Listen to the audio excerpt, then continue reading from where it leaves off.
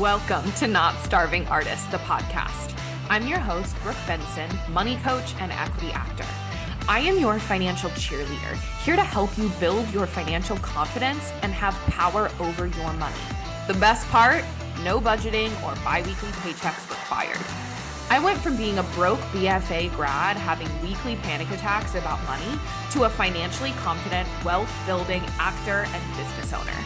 Money gets to feel fun, simple, and sexy, and I am going to show you how. Welcome back to the podcast, everyone. Today, we're going to talk about the difference between being a financial CEO and being a financial sheep. Now, I want to be clear that being a financial sheep isn't necessarily bad, but that's not where we want to stop. So we want to be making our way towards being a financial CEO. A lot of us start out as financial sheep and then we find our way into financial CEO. So let me talk about the difference between these two. A financial sheep is someone who takes direction. Someone who hears financial advice that sounds good and says, yes, I will do that. Someone who is looking for the checklist of the right things to do with their money. Someone who is looking for all of the perfect tax deductions that they can be taking for their business and trying to check all the boxes of optimizing taxes. Someone who is looking externally for validation that the financial choices that they're making are correct and right, i.e. your dad, i.e. a financial advisor, i.e. your boyfriend or your partner or your husband or your friend who you perceive as being really fucking good at money, right? Who's got their shit together, who's a real adult. You're reading, the blogs and following the money influencers and trying to figure out what the through lines are of what are the exact right things that I need to do? What are the responsible money things I need to do? You're also trying to make equations. So if I make X amount, how much should I be spending on rent? How much should I be spending on fund spending? How much should I be saving? What's the right equation for where I'm at? This is being a financial sheep. Now, being a financial sheep will get you places with your money. You will be able to save money. You will be able to pay off debt. You will be able to invest. You will be able to grow your business, right? Make more income. Sure, yeah, all of these things are true. And then you'll hit a wall. Or all of a sudden, the checklist or the list of things that you do that you believe are the right things to do with money or that people are telling you now don't align with what's happening in your life. Or literally, logistically, aren't possible for you right now. And you're like, oh, okay, something went wrong. That means that I'm wrong. Or that means I have the wrong checklist. I need to go out and find the new information, right? I need to go figure out, what does my dad think about this decision, right? Or I need to run this by my partner, X, Y, and Z. Okay? That's what's going to start happening with being a financial sheep. The other thing that happens when you're a financial sheep is that you get standard results, right? You save a standard amount, you pay off debt at a standard rate or a really fast rate, because I feel like the standard rate of debt payoff now is the rapidest way possible. You are doing things like the average person, right? Or like the majority, like the masses. And I'm assuming that if you are listening to this podcast, we are here for creative freelancers and non-traditional business owners and people who have, just with your existence and your desires, have broken some of the traditional rules, are pursuing paths that are non-traditional. Or even if you're on a traditional path, if you're listening to this podcast, your brain is craving something different, right? It's not liking what it's being given. So what happens here is you're looking for external advice, validation, and opinions about something very specific to you and your specific lifestyle and things that are pulling you in different ways, but you're like, oh, but that's not right because I have this opinion, but that person who's giving you that opinion or that checklist is not where you want to be, or you're feeling like a dissonance between what they're saying and what you're feeling called to, but you're like, but I don't know what I'm talking about, so I guess I should just listen to them because they know what they're talking about when it comes to money, right? Okay, so that is being a financial sheep. Why I want you to be a financial CEO is because when you are a financial CEO, you are making incredible financial decisions for you. You are coming up with creative ways to manage your money and breaking the rules with your money in a way that is going to serve you best. When you are a financial CEO, two things are true for you. One, you have the actual knowledge and education about money. Number two, have the confidence and self-trust to make your own financial decisions. Now, this doesn't mean that you won't have advisors or people in your life who you do value their opinion and their advice that you are hearing from, right? But at the end of the day, you are the one making the decision because you are the CEO. So if everyone else is telling you a certain piece of advice, or here's the right way, or here's the wrong way, or whatever, you at the end of the day feel confident and have enough self-trust in yourself and your relationship with money and how you manage money to make the decision that feels right for you. Okay? So when you are a financial CEO, you take in thoughts and advice, and you have a lot of education and a lot of knowledge, and you have confidence so that all of your financial decisions are backed by the reasoning that is truly yours, right? That comes from your brain. So often when I talk to a lot of my clients, this is a through line I've been seeing with a lot of the women that I work with specifically. Their husbands or their partners, their CPAs, and their financial advisors, all men, have very strong opinions about what they should do with their money. What's right and what's wrong, what's good, what's bad, what's the most optimized, what's the correct way to do things. And they'll come to me and they'll say, I'm doing all these things. Is this good? And I'm like, well, why are you doing X, Y, and Z? And they're like, well, because X told me to. And then they'll say, and because, and they'll regurgitate the reasonings that their dad said, that their partner said, that their CPA said, whatever. So what's happening here is like you are just taking someone else's opinion because you perceive them as smarter than you about money, and you're taking their reasonings and convincing yourself that it's your own reasoning, okay? When it might not actually be best for you and your situation, okay? This is what I call yes, sir energy. When we have men in our life in positions that you perceive as financially superior to you, and they tell you something and you go, yes, sir. Yes, sir. Yes, of course, sir. That energy, ugh. I just got such cringy energy in my body, right? The yes, sir energy. So many of my clients are all of my clients are incredible, but I have so many badass, high earning, high potential, high quality women on my roster. And they have that energy in every area of their life except for their money. In their money, they go, yes, sir, you're right, CPA, you're right, CFP. Dad, should I buy this car? Dad, should I put this business investment on my credit card?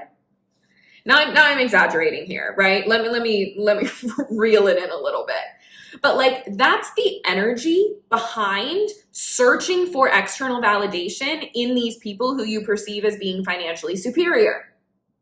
Okay? And the only thing that these people have that you don't is those two things that I said before: the education and the knowledge about how money works, and two, the self-trust and confidence to believe in their own financial decisions. Okay? There are so many CPAs who have differing opinions on how to do taxes and what kind of deductions you can take and what flags the IRS and how you should be setting up your businesses. There's a million different opinions, but they all have a lot of education and knowledge and feel confident and have self-trust in how they know and manage money, okay? Same with financial planners.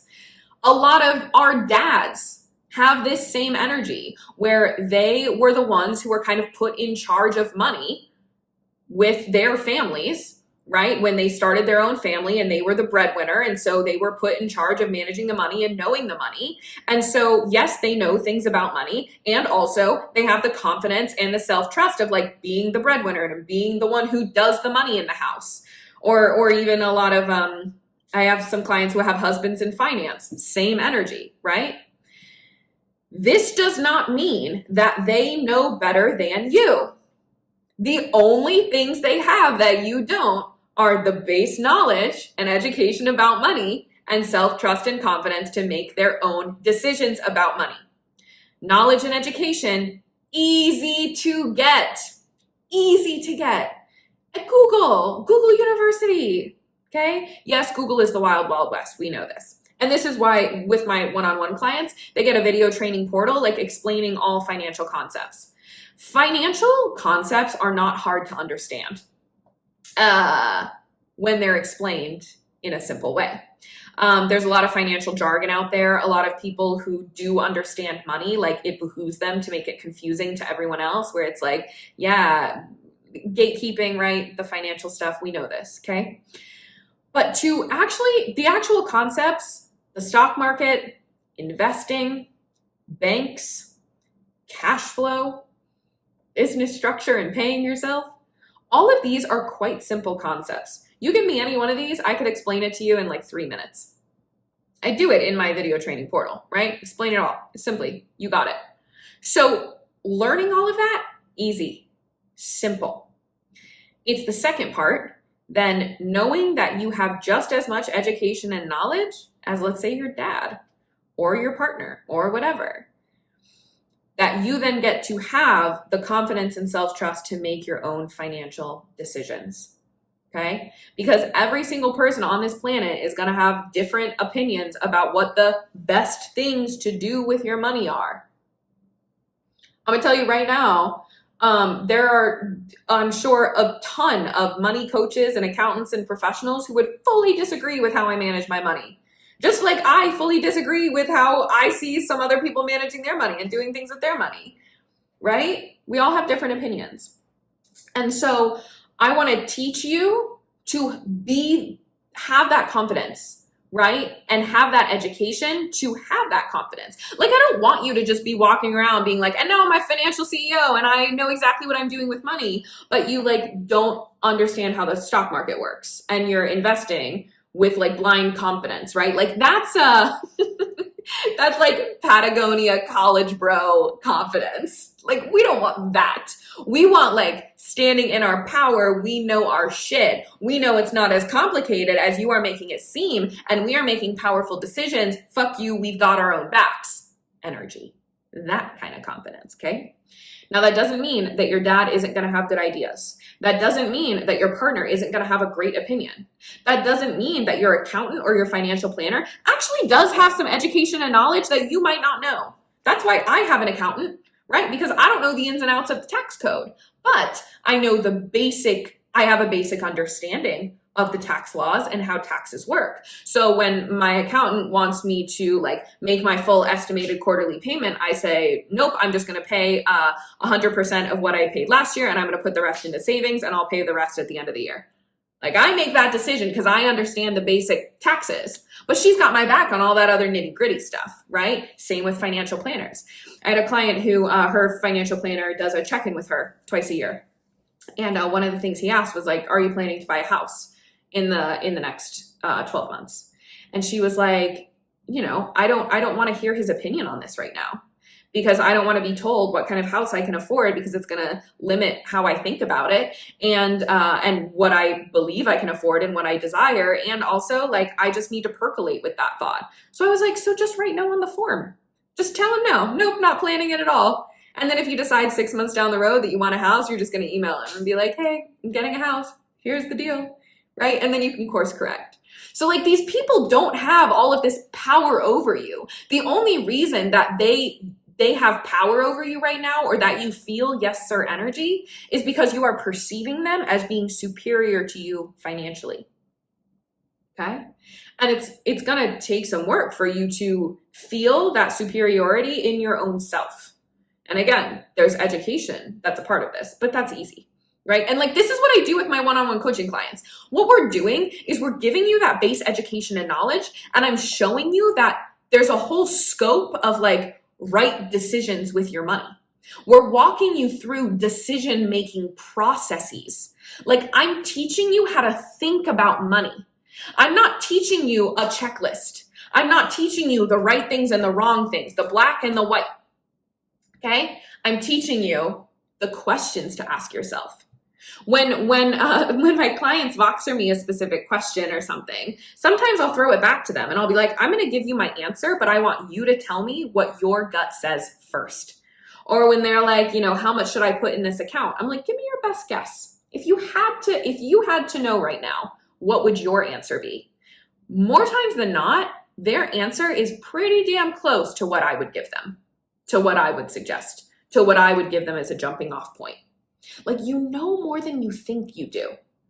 And this isn't all your fault either. Like, we have social conditioning that like money is really hard and complicated and like only the rich really understand, and we need to find the checklist and we need help from other people. And especially as women too, right? Being like, all the marketing and the messaging towards women is like, cut back and you guys are spenders, and those fucking TikTok trends. I cannot stand it. They circulate every couple of weeks, but it's always something like some sound or some, music.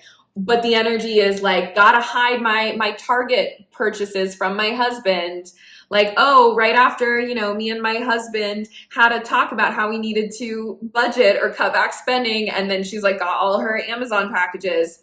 Fucking hate that, right? But like, that's the messaging and that's the conditioning. So I want you to know that like all of that is out there, and that's what's in your head. So the fact that you feel inferior to like these people who have the financial titles, or who are societally seen as like being the people who are good with money, like, just acknowledge that that's not just on you, right? That's society. But once we acknowledge that, it's like, yeah, so let me question that. Like, what do they really have that I don't have?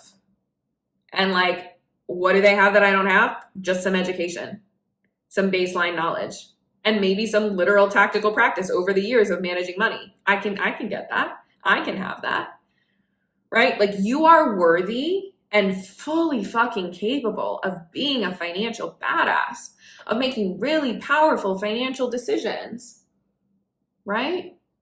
This one client that I have, she bought a Range Rover.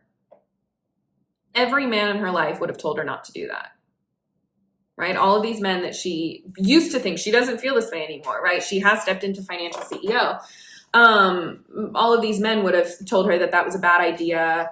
It's not a good way to utilize your money. You could use it in so many better ways. And I won't go into it, but like, this Range Rover meant a lot more than all of those things. And this was like actually a very powerful financial decision for her to make. Also, she's got the fucking cash for it, right? And that's the thing too. It's like the people who you're listening to and are taking advice from, are they where you want to be? Are they living the kinds of lives that you desire? If no, don't listen to them, right? Like, if I had listened to, it was wild when we were moving to New York. It wasn't a ton of people who were like super close to us, but kind of like tertiary, like acquaintances, or, people, like extended people in our lives. When we would talk about going to New York, they would say, oh my gosh, that's so expensive. Wow, okay. And then they would start to give us advice about how to like live in New York on a budget, how to find the cheapest apartments, or like, oh, if you live just outside the city in Hoboken, da-da-da. Meanwhile, they're living in like suburban towns, or like they have families and 9-to-5s, or like they don't desire the kind of lifestyle that we want, or they make less money than us, right? And like, I'm not going to take those opinions and those pieces of advice to heart, because I'm not looking to those kinds of people for advice because that's not the kind of lifestyle that I desire to live. That's not the kind of lifestyle that I'm looking up to. Now, that doesn't mean that any of these lifestyles are bad or less than. It's literally just different. We want to be looking and taking advice and opinions from people who are where you want to be and ahead of you. Okay? So like if your parents aren't living the lifestyle that you are going to be living, don't take advice from them. They're going to have thoughts about how you spend your money. You don't have to let it penetrate you. My parents are so incredible at a very early age. My sister and I both are in the arts, right? She's a writer out in LA. I'm here in New York doing my acting thing and have this business here. And from a very early age, they were like, hey, we're going to acknowledge that we don't really understand how money is going to work for you too. So you can ask us questions. Here's this advice we've got for you, but like, yeah, good luck to you, right? So they never tried to impose their like financial advice and wisdom on top of two lifestyles that they realized were very different from theirs, right? Like, I'm not going to ask my dad his thoughts on an acting coaching investment or a business coaching investment, because those aren't things that he's had to do or has really a frame of reference around. He'll give me his best shot, his best guess, right? Because that's the kind of dad he is, but I'm not going to ask him that because I know that like those are questions I need to ask actors who are further along in their journey than me. Business owners and coaches who are further along in their journey than me on a trajectory that I want to be on. That's who I'm going to ask advice from. Or, but I will ask my dad if I don't want to own a home at this point in my life. That desire is so far from my brain. I just don't care. I think I'm going to be a renting girly for life. But if I ever did want to buy a house, I would fully ask my dad, like, all of the logistics, him and my mom, like, what are the logistics of what you went through when you bought all of these different homes? Because they like bopped around to a bunch of states for a while and they bought a bunch of different homes. So they went through the mortgage process and the lending process and looking at the numbers and like the logistics of how all that stuff works. Of course I would ask them that. Because if I wanted to buy a house and they bought a bunch of homes and they're living in the kinds of homes that I would desire to live in, of course I would ask them that advice. So it's being discerning who you're taking in, right? And who you're letting affect your thoughts and your opinions and your beliefs. So financial CEO doesn't have a problem breaking the traditional money rules. Hard quotes. There aren't really any money rules, right? So this is one of those things where like, I don't put money into savings every month, but I'm still a financial CEO, still have kick-ass finances.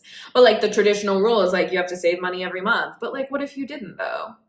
And I have very specific reasons for not putting money into my savings every single month because I love to do like lump sum saving and lump sum spending. So I'll put like thousands of dollars into my savings at one time because of how my income works and also because of how I like to manage my money. And then I'll do like a bunch of spending at one time, right? Lump sum spending. That's breaking a money rule, right? Putting hard quotes on that again. One of my clients, Emily, we talked about this on her interview podcast episode. If you haven't listened to that yet, you should go back and listen to it. It's 2 parts of that episode, that interview with her. And we talked about how when she maxed out her solo 401k, $60-something thousand, put that in last year. And this year she was like, so I'm going to max that out about halfway through the year. And like, I want to, what's my next level, right? I've got to optimize. I know investing is good. Like what's the next steps? And I'm like, where is this coming from? She was like, well, I want to optimize my money. Like, I don't just want it sitting there. And I was like, whose voice is that? Right? Like, what if you just maxed out $60,000 in your retirement account just for this year? That's a lot of money to be invested. Like, what if you just did that again this year and then just enjoyed the rest of your money for the rest of the year? And you can worry about putting more into investments in another way, like the next year. What if you just got used to the fact that you're a wealthy artist? She was like, yeah, like, is that allowed? Like, the energy of like, am I allowed to do that? Am I allowed to like not optimize every dollar? Yes. If you are a financial CEO and you have very strong intentions for what you are deciding to do with your money, and this is based in the education and the facts, okay? So she put $60,000 into her retirement accounts last year, and she is going to put $60,000 into her account again this year. If she puts $60,000 into her retirement accounts from now until the day she wants to retire, she's going to be fucking set. She is good to go. She's going to be okay, right? So with that knowledge, she has the flexibility and the wiggle room to just fuck around with her money for the rest of the year. And that's okay. And that is a CEO level decision. A financial sheep is going around being like, okay, yeah, what's the most optimized way? What else can I invest in? How do I make this money work for me? That's what a sheep does. A CEO goes, what do I want to do with this money? What behooves me? What are my desires? What does my lifestyle look like? Right? This also goes with systems too. So I teach my clients the money flow method, which is how you manage your money in 1 hour a month. And it's a machine, basically, via bank accounts. It's a bank account organization system where you run your money through it, and it like takes care of your savings and your debt and your emergency fund, and then you get to spend how you want, and you don't have to use a budget. And this is what the money flow is. But the money flow can be personalized. You can add branches to your money flow. You can decide to not use a piece of the money flow. Like, all of these personalization things are things that we talk about inside of one-on-one coaching. Of course, like we think tank and we work on stuff like that. But I have clients who, after they have coached with me, right, will message me, a year after we've ended our time together, and they'll be like, oh, I implemented this thing, or I started doing this thing, and this is what I was able to do, and here's this, because they're thinking like a CEO. They're thinking in a way of, I am not beholden to anyone or anything except myself. I get to choose how I want things to go. I get to choose how I want to manage my money. As long as it's working for me, that's what makes the most, that's what matters.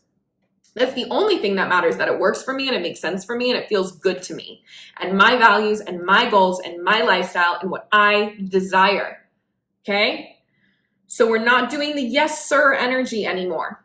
If you are feeling like someone is financially superior to you, that's a great time to ask yourself the question, what do they have that I don't? What do they know that I don't, and how can I get it? This is what I teach my clients in one-on-one coaching. I give you what you don't know. And we develop that confidence and that self-trust that you don't currently have. But that's a good time to ask that question, right? Like, I still can ask myself that question, right? If there's someone who knows like more than me about like a certain branch of money, I'm like, ooh, interesting. What do they know that I don't?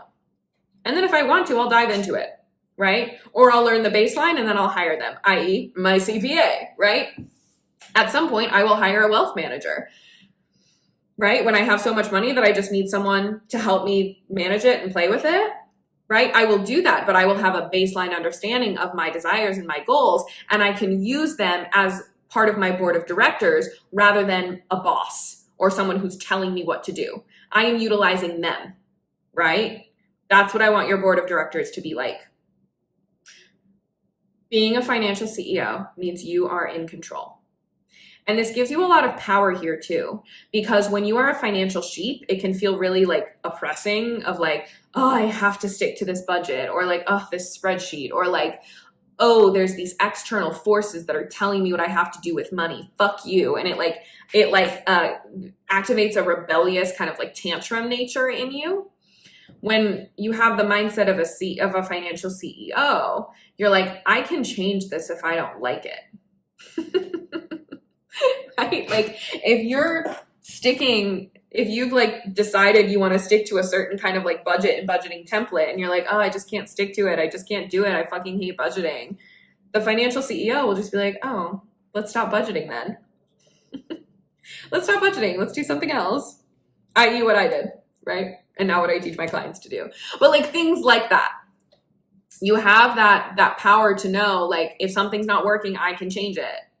If I want to do something else, I have the power to do so. Even if it's breaking the rules, even if it's not optimized, even if it's not widely seen as like a responsible thing to do with money. Okay, money is meant to be played with, y'all. It's supposed to be fun, and it is completely yours. Okay, a lot of these like money rules that you see everywhere, or like the widely said like pay off credit card debt as quickly as possible and have X amount in your emergency fund and never let anything sit on your credit card and invest X amount every single month and consistently invest every single month the same amount and all this stuff. Like there's truth behind some of these like rules or like widely known rules, right? There's truth behind them. All of these things aren't like necessarily bad. But do they work for everyone, and do they account for the nuance of each person's individual lifestyle or emotions and feelings surrounding money? No! Which is why it's important to think like a financial CEO. Okay? So sit with that. Take some time to journal about that today. What came up for you as you were listening to this podcast? Where do you fall, right? In whose presence do you feel like a financial sheep? That's a good question to ask yourself. What do you need to feel like a financial CEO?